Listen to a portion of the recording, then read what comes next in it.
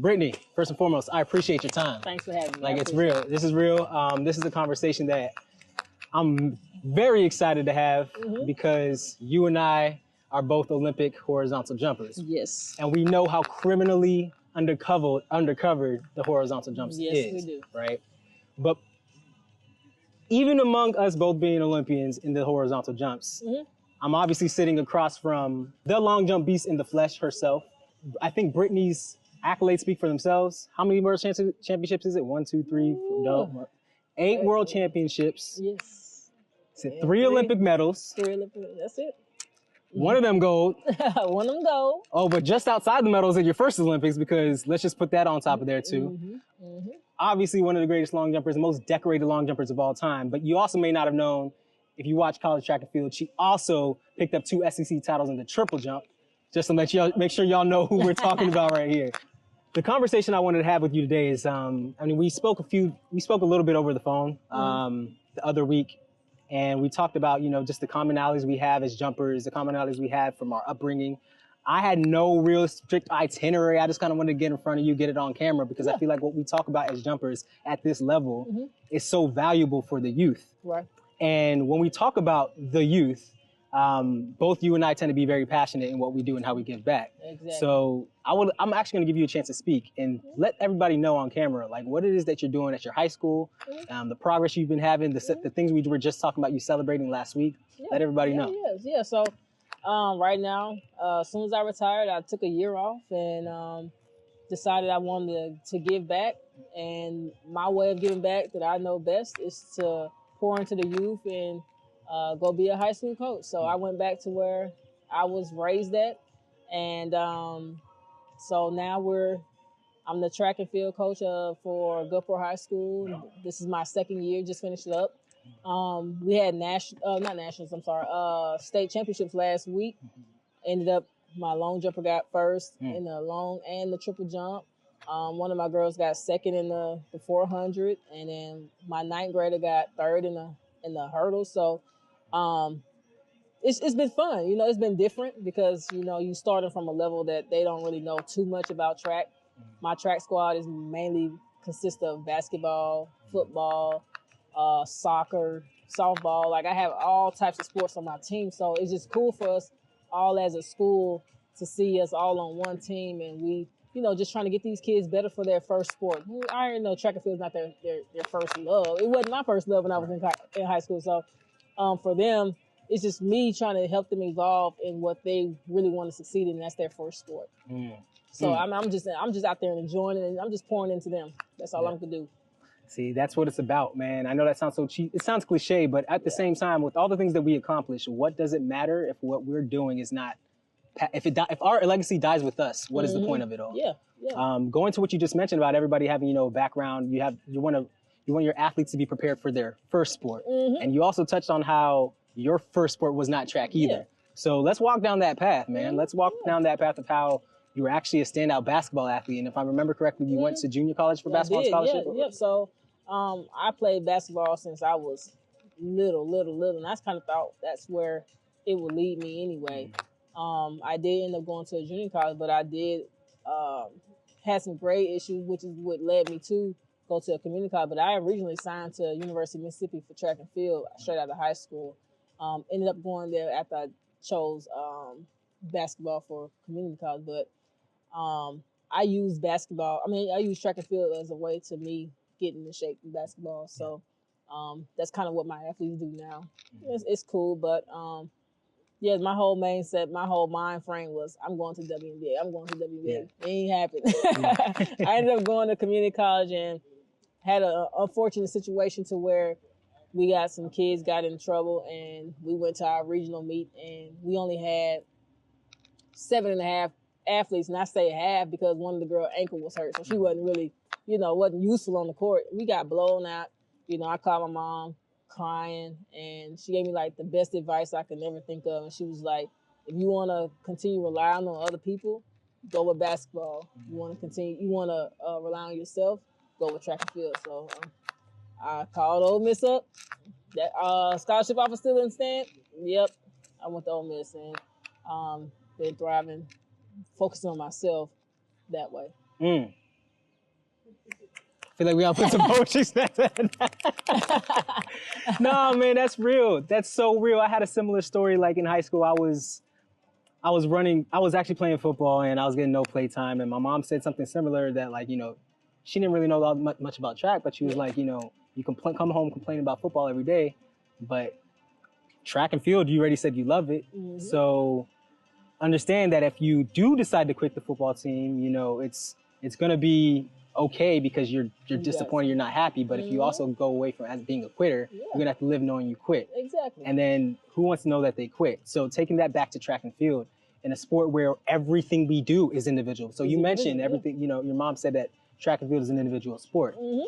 What people don't understand when they see us at this level is that it also means you got to get up in your morning and do your own thing. It also means that, like, you don't have a teammate to rely on you for the good or the bad. Yeah. So even with that, so bringing that home, I feel like what you brought to long jump in your heyday was such an individual approach, from the way you carry yourself on the track, from your swagger, from the style. Like, I'm saying this as someone who was watching you before I was even in the situation competing myself. So, of course, I'm going to give you your flowers for that. I appreciate that. I do. And I want to also speak to, going back again to basketball, I want to speak to how your takeoff is very similar to that of a layup. Yeah. And I think a lot of people who watch and follow the sport of track and field might know that, but not know where it came from. Yeah. So I didn't start, a crazy thing, I didn't start long jump until 11th grade. I was running track since I was in 7th grade. So I didn't start really actually getting into long jump till 11th grade. But when I used to do the high jump, my coach would be like, oh, just go up like you're going for a layup. Dude, I'm winning. Okay, that's easy. So I kind of took that same approach in the long jump. Drive your knee, ride the knee, get far in the sand. So that's kind of how I use that same mentality when I'm coaching my athletes. You got to ride the knee. You ride the knee when you're doing the layup. You ride the knee when you're doing the long jump. So it's kind of a similar approach. And it's so unique to see somebody take that hang technique to the top of the Olympic podium. You don't see that often. No, you don't. It's really crazy. don't. It's the only person I can think of that, like, really busted out that hang technique, at least on the men's side, because it's not that many men or women. Miguel Pate. Miguel, what did he jump, like 27 feet or something? This man jumped out the pitch just hanging. But like to see you take that to such a level, it's really unique. You're looking at some of the younger athletes like Tara Davis, for example. Love watching her jump. Love it. So crisp and technical, and even the way she approaches the event, and she's bringing something different to it as well in her own aspect, taking that. But I think a lot of people don't really pay attention to how technical your jumps were, even though it might look more simple. Looking you running down the runway, you looked very relaxed, but your last 6 or 8 steps, you somehow managed to turn that on and then turn that into like a matrix mode in the air and just kind of float. So could you walk us through how you developed that type of style? Yeah, so I would say that my weakness has always been my landing. I feel like I didn't get my landing to where I wanted to be until I got ready to retire. But my approach, it was some things that when we went to that practice, we always wanted to focus on the beginning part of the jump. So once we get the beginning part, everything else sets itself up. So there's things that I used to do before practice. I'll go out and walk the entire track, basically just 1, 2, 3, walking my entire approach. I would do that for like 15, 20 minutes, walking the track or walking throughout on the grass, doing that before practice, just to get it to where when I'm on the runway, that ain't even nothing I'm worried about, because I already know where I'm going to be at. And then we fixed the next part, and that's attacking the board. And so we worked on being quick off the step. Your last 2 steps being quick, which kind of translate to how far I was able to hold my leg up and compete and land and jump. But that back part was the most important part for us.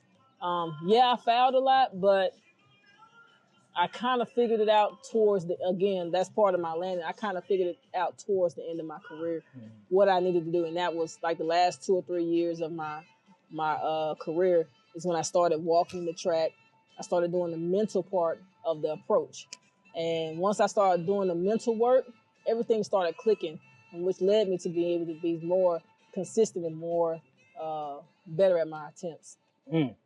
So there's two things I want to touch on with what you just said. You talked about how your approach sets up everything in your jump right through your landing in the sand. Mm-hmm. Did I hear that correctly? Yes, you did. And then the second part, actually there's three parts. The second part of what I heard is that it took you to towards the end of your career to realize that the mental preparation really fully influenced the physical beyond what you would have thought of before. Correct. And then the final thing I heard is that, when you're talking about your landing, you didn't really clean that up until the end, but you were still collecting medals and records along the way. So so the reason why I want to bring those things up is that a lot of the jumpers and a lot of people who are going to be watching listening to this podcast and watching this video, they're going to be athletes who are trying to figure these things out as a jumper. These are questions I get all the time. And I say it often that the mental side of this sport is the part that you really need to be honing in on at your youngest age right now. But if you don't believe me, take it from an 8-time world champion that the mental side of the sport is the part that influences the physical as much as the times you actually physically go out to do your warm-up and practice. So to that point, give us a little bit more insight in terms of other mental tricks and tips that you might have for a younger athlete. Maybe, let's put it this way, Brittney Reese at 18 years old, Brittney Reese at 28 years old, and Brittney Reese as she's on at her last Olympics. Brittney Reese at 18-year-old didn't know anything. I didn't know much about track. Like I told you, basketball was my main sport, and I just did track and field for fun. Yeah, I was like one of the top recruits, but I didn't know what that meant. I'm coming from Mississippi. I didn't really too much know what it meant. I didn't know anything about a junior nationals. I didn't know anything about a junior Olympics. I didn't know anything club track. I didn't know nothing. I just knew I'm playing basketball and I'm really good at track. But once I got to, you said 25, I think I had won a medal by then.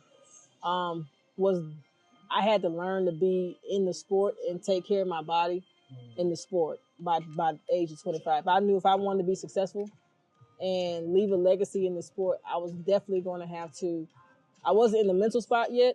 I was more so on the taking care of your body, eating right, doing what I'm supposed to do, practicing hard, getting faster. That's something that I thought about when I was 20, 25. But when I got older, I quickly learned that the mental was way more important than anything that I needed. I ended up getting a life coach, which the last 3-4 years of my career is what the person I worked with at least 2 or 3 times out of the week, going over things, be Reese the Beast.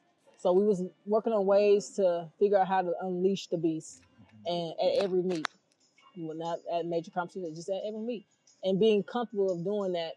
And being headstrong, because I had an injury and it put me in a bad spot. But once I started talking with her and she helped me bring out that inner beast, and my mind became so strong. Getting up early in the morning, just practice was a breeze. Just everything just flowed. And by the time I got to a track meet, I wasn't worried about a thing. I knew I was about to win. It didn't take me not long at all. But if I did have a bad day, I go back and watch film. I was a student athlete during that time. In my 20s, I learned that too. I learned to be a student athlete. I watched film like crazy. I watched all the people ahead of me, Jackie Joyner Kersey.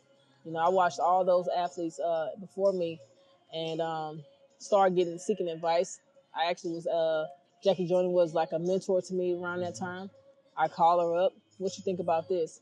What did you do when you were competing? What are some drills that you were doing that kind of helped you?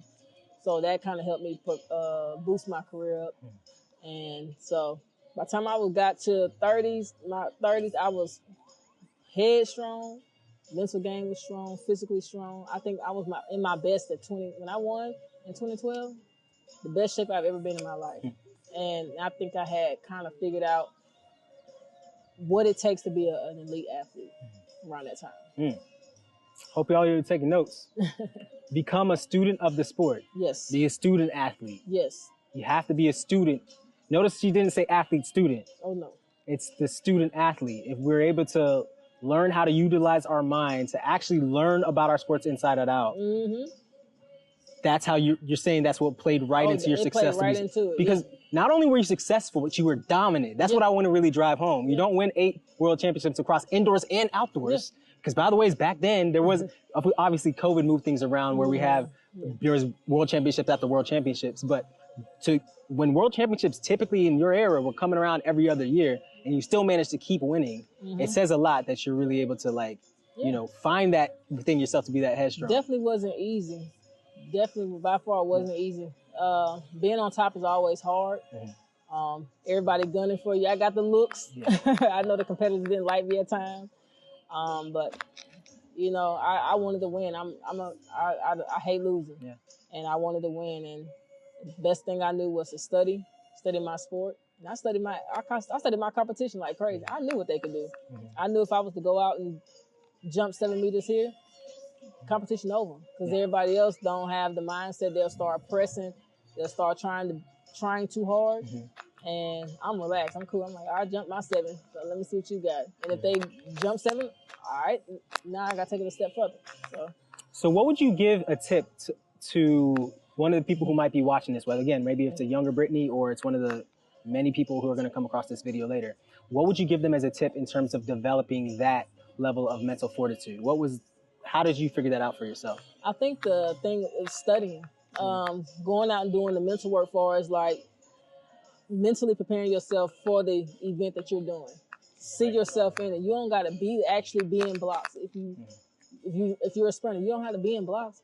You get in your house, get in the block stands, repeat repetition. Just going out, faking like you're coming out the blocks. I used to walk it. Other athletes, if you're a high jumper, do certain stuff around the house, like little small drills that you can continue to do every day. That when you get on the track, whether it's practice or a meet, it's already in your mindset that you already know what you got to do. You just got to go execute. So definitely, I would say getting that headspace to where you're not focusing on the meet, that you're focusing on the repetition in your mind. Get your mind strong first. Again, tail end of my career is when you start to figure everything out. You're like, it's like you're riding into the sunset. You realize this is not going to last forever. It's coming to an end. And that's when you really start to sit and reflect on things. And I found that there were like four separate keys that I had that really, when I had each of those firing in all cylinders, I know I had the recipe to go, for all intents and purposes, bust some people's tails when I got to competition. Mine were consistent training, because obviously you have to train. That's easy. But then consistent training is followed up by consistent treatment and recovery, because for how hard you train, you got to recover just as hard, especially when you get older. Then was consistent nutrition, because that supports everything else. And then the final part was consistent income. And from my perspective, it was more difficult, but I don't want to focus too much on that side. I just want to find out, what were your specific keys to success?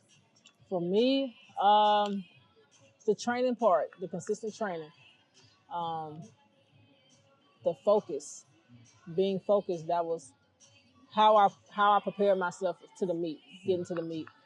I'll probably say the competition, seeing who's around, seeing what kind of meet it was.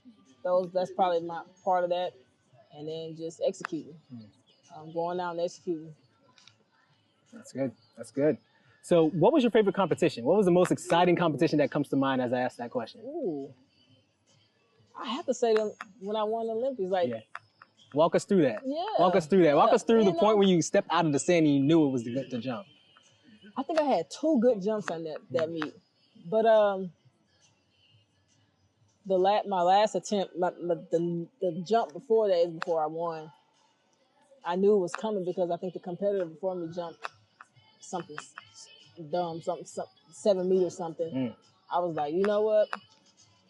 I had been winning all the way up. So in 2008, when I got 5th or 4th, I think I'm 4th now. But when I went home and I told myself that I was never going to get left off the podium again. So in 2009, I won. 2010, I won. 2011, I won. So 2012 come around, like, this is what I've been waiting on. This is it. So it was a go hard or go home type mindset when I was there. And I was like, this is it. Like, you're going to have to go get it. Win and jump to 7, I think like 7:17 around that. I was like, that's it. That's all I needed right there. And I just, like, when I knew I had won, tears just went to flowing because I worked so hard, and I wanted to redeem myself from 2008 so bad, and I finally got that opportunity. And when I had the opportunity, I took advantage of it, and I won. So one of the best days of my life. I ain't gonna lie to you. One of the best days of my life, and one of my favorite accomplishments. I'm proud of you for it. I'm proud to hear the. Again, we look at you at the top, but I'm just proud to hear you. You know, you found that level of grit to dig down deeper, to really find like when you said you were never going to be left off the podium again, and you backed that up. You backed that. You stood on business. You backed it up. I had to get that one. Yeah, that's beautiful, man. Yeah. The conversation's already getting so like we've gone down the technical road, and I love it, and I could go about that for an hour more. But I do really want to touch on another thing that I realized we had in common is that, you know, both of us got our start in track and field before we ever ran track. And what I mean by that is, were you one, you said you played outside a lot when you were younger, right? Oh yeah, most definitely. Yeah. Oh yeah, I stayed outside. And you said, is it true, as I read, that in addition to climbing up trees, you would jump out of trees? Oh yeah, jumping out of trees, jumping off balconies. I was a wild child. Yes. And that's not me condoning everybody go climb a tree and jump out of it. No. Although I used to be kind of insane and jump out of trees too. I think that's why I got them strong knees. But making these. Yeah, but at the same time, how valuable is it that you played outside? How did that play right into your ability to have such a long, illustrious career? I think it played a huge part in me because I say literally stayed outside. I got home, did my homework. Can I go outside? Like, that's where I was all day, school days, weekends. I was outside playing, whether it was basketball, riding bikes, jumping out of trees, clubhousing, do anything that I could think of. And it was a neighborhood with about 20 plus kids who was out there. So I stayed outside. And I feel like, you know, nowadays it's not as, I don't really see too many kids outside. And I was just I talked to my sister the other day, and I rode by my mom's neighborhood, and I was like, it's kids outside. Like, they was playing kickball. And I put a smile on my face. I was like, that's what I'm talking about. These kids out here playing for kickball. But we don't see it as much. And, you know, me being a coach, I also get the opportunity to go around the elementary schools around in our area. And I just go peek my head in and see what the kids are doing in PE. And you could tell who goes outside and who doesn't. And, you know, I mean, it's unfortunate, but we can't force them. But, you know, things have changed. Yeah. Do you see that a lot on your team, with the athletes on your team? That they don't play outside? I do. Not too many, because a lot of my kids were football. So I know them. I know they played outside. But some of the kids that are just not trying sports, you can tell who hasn't played a sport at all. And just trying to do something, and we get them the opportunity. We tell them from as soon as you sign up, it's gonna be hard. Now don't be quitting on me, but you can tell like who played outside and who can't. So before we start to wrap up, we got so many things going on this afternoon. Open practice is coming up. For context, we're at the pre-Fontaine Classic. I don't think I said that earlier. So. Brittney, you've partnered with Tracktown USA as the official jumps ambassador throughout this, pre and even through the Olympic trial season. So first and foremost, how does that feel? It's huge. It was a good honor for me when I was presented with it, because we all know that it's track and field, but the field part don't get enough love as it should. So for them to bring me and Kara Winger on. Was huge for because we're both field athletes, so we're both excited to work with Tracktown and get the fans involved a little bit more, kiss some babies, hug some kids, and try to get these kids to love, you know, both sides of track and field. So I'm excited about it, and I'm ready to work. Well, I want to say personally, seriously, thank you for that. Thank you for that, because the kid in me is so happy to see this, because the kid in me also felt the same way that we were kind of left out on the field. So I appreciate you for doing this work. What we're seeing on camera and the work that we don't see you doing as well. And also along that collaboration, I know that you got some fire merch on the way. I've seen the hoodie. Let everybody know about this merch that we got, Brittney Reese, the Long Jump Beast collaboration with Tracktown USA. So I'm collabing with Tracktown USA on some merch, and 25% of the proceeds will go to a deserving athlete to help sponsor the rest of their track career for 2024. Again, got to give him more forward with us on that. This conversation can and should continue to go on. We're going to keep rapping off camera, I'm sure. Yeah, but definitely. Before we do, anything else you want to say to the people? Oh, I just want everybody, it's the Olympic year. I want everybody to get excited. Yeah. Watch some track and field as much as you can. Support these athletes. They work hard. So go. Let's just let's just enjoy the sports this year. I'd love to hear it. Mm-hmm. Plug yourself, man. Let us know where we can find you. Yeah, you can find me on Instagram mainly, the LJ Beast, DALJ Beast. I am on X, the LJ Beast. Not too much, but that's kind of where you'll find me is Instagram. Hey, Brittney, talking to a GOAT in the flesh, it's an honor. Honor and a pleasure, for real. Definitely, I appreciate it. I appreciate you, Brittney. Thank you. Thank you. Woo, we did that.